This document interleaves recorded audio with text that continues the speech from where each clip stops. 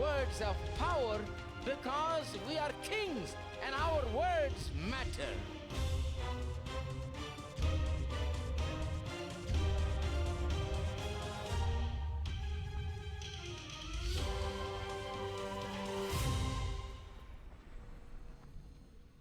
We can preach. We can tell them the answer for their life's questions and problems. People are full of questions, full of confusion.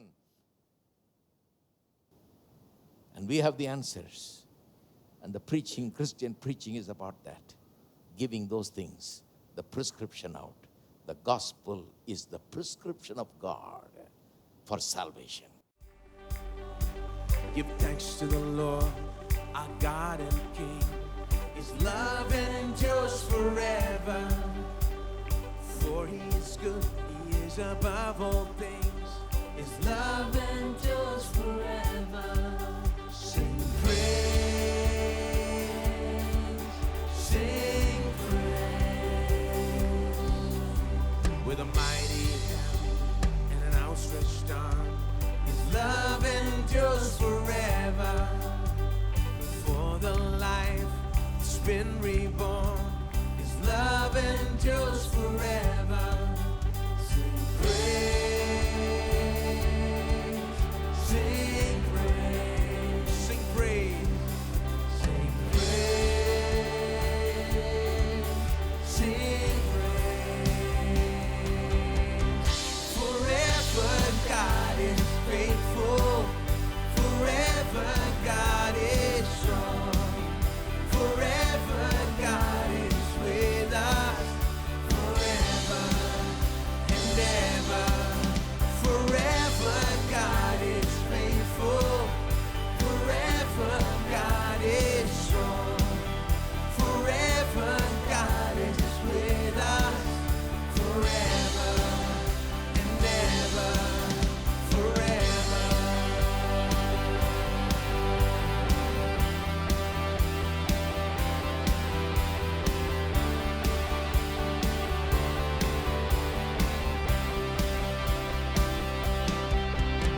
From the rising to the setting sun, His love endures forever.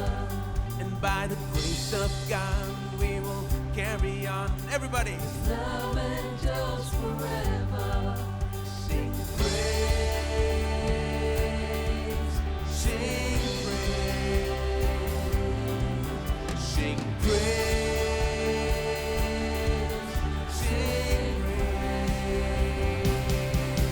Forever God is faithful, forever God is strong, forever God is with us, forever and ever. Forever God is faithful, forever God is strong, forever God is with us, forever and ever, forever.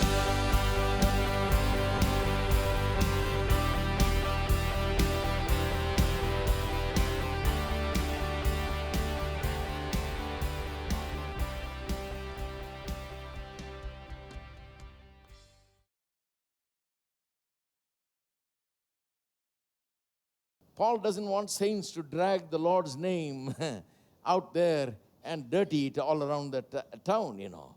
Paul wants Christian people to be people who pay their bills in time, their dues in time, and so on. I'm sure that he's got something of that in his mind.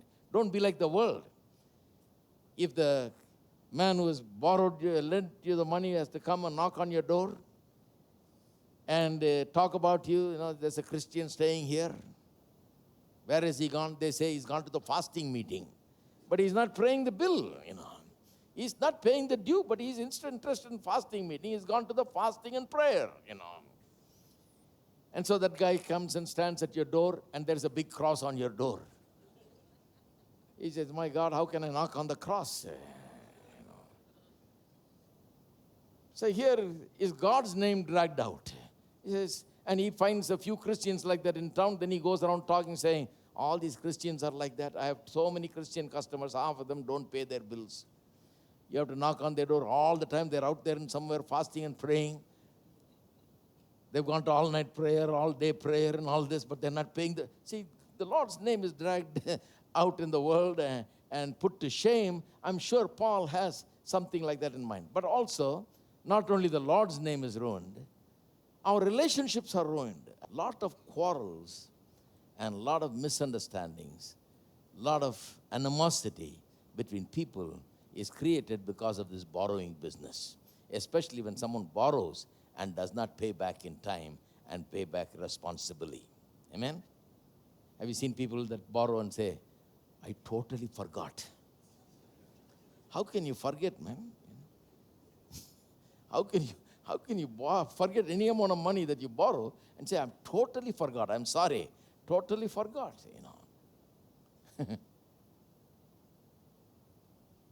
Don't forget. Pay it, Paul says. Owe no man anything except to love. I'm sure he has that in mind. But that is only some minor considerations. That's only the minor point, really. I mean, that's important. God's name should not be dragged out and ruined.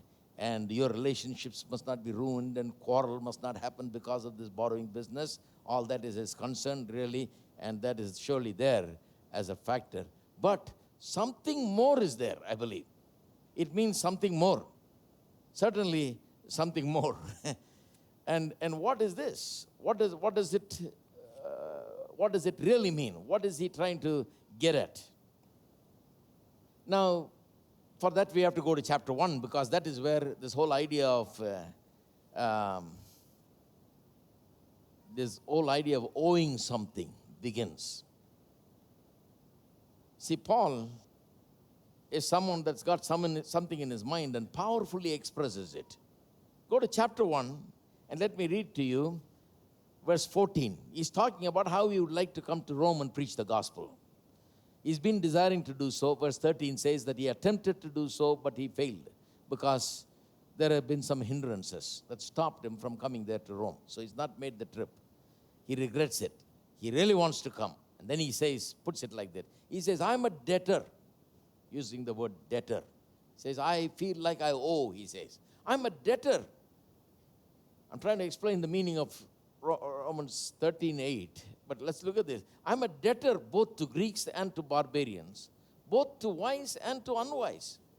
So much as is in me, I'm ready to preach the gospel to you who are in Rome also. For I'm not ashamed of the gospel of Christ, for it is the power of God to salvation for everyone who believes, for the Jew first and also for the Greek. So, what is he saying here? He says, I feel like I'm a debtor. Now, what do you think it means? Some people say, well, it means that he has gained a lot from the Greeks and the Greek philosophy and Greek poets, and even in Athens he quotes a Greek poet. So he has learned a lot from Greek philosophy, Greek poets, and Greek art and culture and all of that. So he feels thankful toward them. So he wants to pay back his dues. He wants to do something good for them because he has gained so much. Similarly, with Rome and their system of governance and all of that, he has been blessed through that. And he's a Roman citizen, and he's enjoyed so much benefits. So he feels like he's a debtor. He wants to pay. People give all kinds of strange interpretations for this, like this, But he's not saying that, really. What is he really saying? What he's really saying is this. Something very wonderful what he's saying. He's saying, as a Christian, I feel I've got something that other people need. I've got something very precious that if it's given to other people, their lives will be changed. And I feel that I'm in debt toward them because I have it and I can easily give it. I don't lose anything by giving it. I will only get joy by giving it. I should give it. I see them in their need. When they need it and I've got it, that makes me feel like I'm a debtor. I have no right to deny them this thing. They can make a demand on me. I have no right to keep it myself. I need to go and give it to them. He says, that is why I feel like I'm a debtor. He says, I would like to come and preach in Rome also, because I feel like I owe a debt, because I have this wonderful gospel, and I need to come and preach the gospel there among you. This will really help Rome, the main city of the Roman Empire at that time. Now, let me give it through an illustration also, It seems that more than 100 years ago, someone in Egypt found a papyri,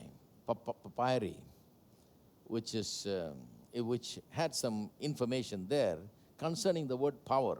We read here in verse 16, I'm not ashamed of the gospel of Jesus Christ, for it is the power of God unto salvation.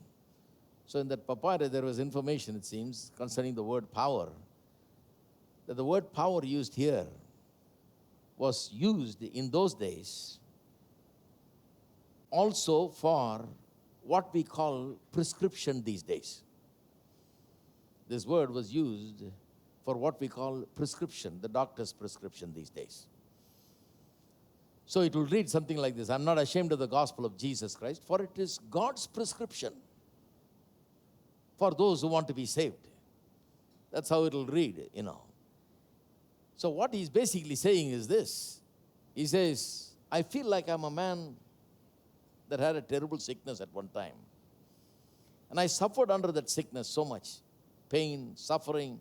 It went on and on for many years. I couldn't do anything about it.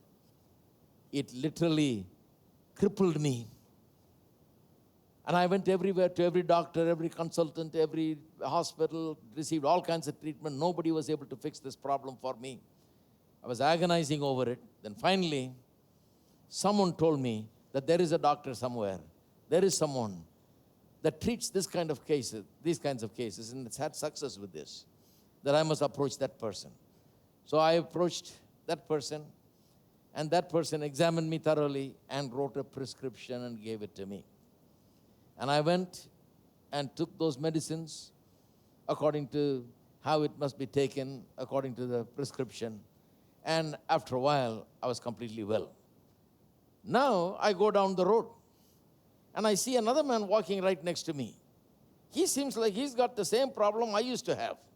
I could look at him and just tell by the pain and the way he walks and by the way he's suffering through it. I can tell that it's the exact same condition that I had.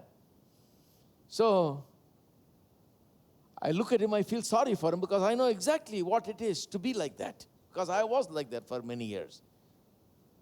And I know also that this man must have not known about this prescription that is available, this way out that is available, this medicine that is available, this cure that's available. He obviously does not know, because he's still suffering. Well, I'm all right now. So I know that he's sick with the same sickness. I know that he doesn't know the prescription that can cure him. And I know also that I have the prescription that was written for me in my pocket. How easy it is for me to reach into my pocket, take the prescription out, and go to the man and just engage in a talk with that man and give this man this prescription and tell him, I was like that. I was suffering so many years. I know what your problem is. I see what you're going through. I feel sorry for you. I want you to go take this prescription and you will be all right just like me. If I don't do that, then I would be wrong. If I just kept on going and did not care about that man while having the prescription in my pocket, and he is just 2 steps away from me for me to reach him, if I don't tell him that, then it will be terrible. When I'm walking 2 steps away from me, I feel like I'm a debtor to him. I must tell him. I owe him something. This man is suffering so much. I owe him something. I need to give him this. Poor man is going through so much. I need to give him that. That is the sense in which he is talking about this. He's saying, I feel like I'm a debtor, both to the Greeks and to the barbarians, both to the wise and the unwise, people of the whole world, he says. Feel like I'm a debtor. That's why I want to come to Rome. It's not like some preachers that says, I haven't seen Rome. I'd like to come there. If you give me a couple of chances to preach somewhere, I can see Rome and Europe and all that, and then preach in your church maybe. No, he says, no, I'm not coming as a tourist. I'm coming because I feel like I'm a debtor. I got something that is so valuable, so precious, so amazing. A discovery that I have made. I know what it is to be like that, in that condition, suffering in that condition. I have discovered that. And that poor man is suffering like that. So, I need to come and give it. I feel like a debtor to the world, he says. I look at the people, the nations, the people of all languages and people of all kinds all over the world. I look at the Jews, the barbarians, the Greeks, the wise and the unwise. All kinds of people are there. I am a debtor to them, he says. I want to go everywhere. That is the fantastic motivation for preaching the gospel. Amen. That should be our motivation. When you want to share the gospel, that is the only motivation that we have. Amen. That is why we try so hard. That's why we put our programs on television. That's why we're constantly preaching. So that we have the prescription. We have the answer. We have this precious thing. And they are suffering so much. And all you got to do is just reach out and give it to them. That's all. That's all. That's what it's all about. I was in Maharashtra last week. A lot of time we don't even tell where we go. But most of the weeks we're gone, somewhere, preaching.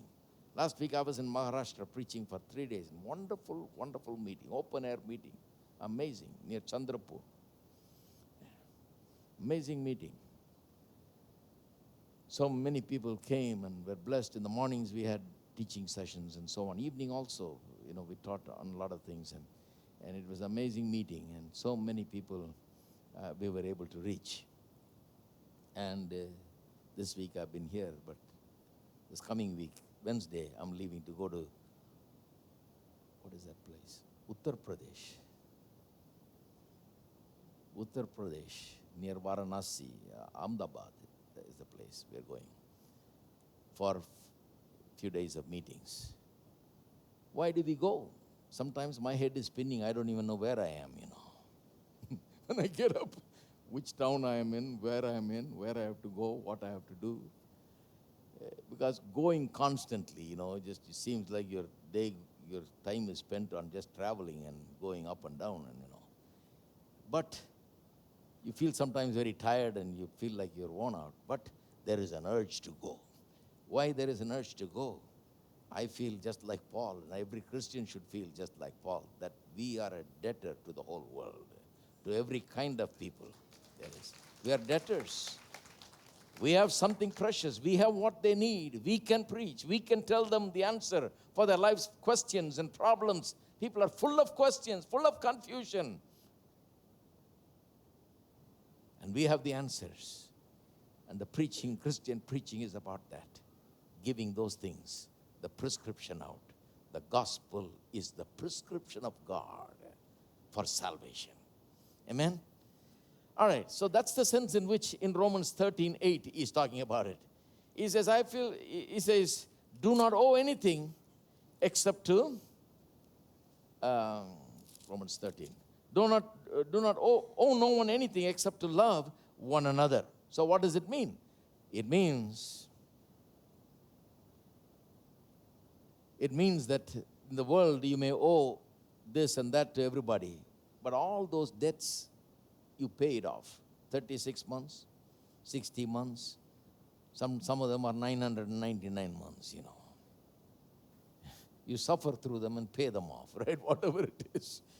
And you can't wait to pay them off. If you're like me, you just can't wait to pay them off and get them off your back and be done with it, Don't want to see it again, I wish, soon we'd never borrow, I try not to borrow most of the time. And the best not to borrow. But in case you have to borrow, I'll borrow, But then you're busy paying it. And you pay it off. Paying off is there's a joy in paying off. And you're free from debt. But love is one debt you never pay off. You will perpetually owing this debt. All the way to the end of your life, throughout all eternity, you'll owe this debt. You will never, ever pay it off. Some people say, well, so far I loved. Didn't I show enough love? That's enough, I think. From tomorrow you get something else. No, You loved yesterday, you love tomorrow, you love today, you love morning in the morning, love in the afternoon, love at night, love again in the morning, love when it's difficult, love in hard places, love in difficult times, love, love, love. This debt never seems to be over. The due is always due. Every which way you turn, it's due. To this person it's due, to that person it's due, to the other person it's due. When you go home it's due, when you go out it's due. It's due. This is one payment that you must be glad about. You must be happy to pay. Every which way you turn, they're saying, give me the due. You owe it to me. We owe it. Owe no man anything except to love one another. In other words, he's saying, all other debts you paid off as quick as possible. Get rid of it. And pay it honorably. Pay it in good time. Pay it promptly. But this debt, you cannot pay it off. It's not a debt you pay off. It's a debt that you keep on owing. And it's a wonderful, good debt, and you keep showing love all the time. That's what it means. So, as Christians, every Christian ought to feel like a debtor. That I owe it. I must love. God has saved me and made me just like Him. He has redeemed me, delivered me, put His Spirit within me, poured His love into me. Why? So that I can keep paying or keep giving this love. By giving, I never lose anything. As I give, there is more and more of it, always. I will always owe, and you will always owe. This is a debt that never gets paid, and it's a good debt. Owe no one anything except to love one another. And then he says, for he who loves another has fulfilled the law. Now, after that, verse 9 and 10 is basically a development of that statement. This is a very heavy statement, if you just think of it. He says, he who loves another has fulfilled the law. In other words, he's saying something unbelievable. If you just love another person, if you just love your neighbor, you have fulfilled all the law. The 10 commandments, whatever other commandments also, he says, if it's there. And the Old Testament has plenty of them.